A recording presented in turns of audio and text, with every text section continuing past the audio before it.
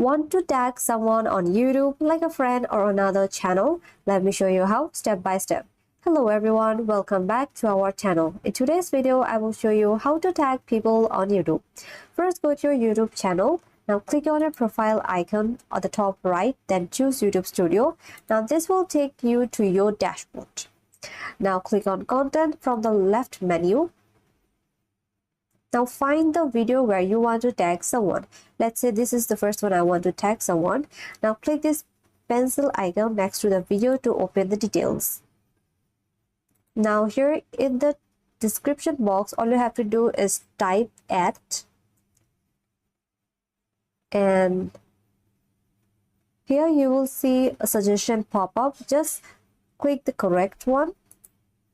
It is important that you need at least 1000 subscribers to tag others using the @ mentioned. Now once tagged, scroll up and click save. Now when someone views your video, they will see the @ mentioned in the description, and then they can click it and visit that channel directly.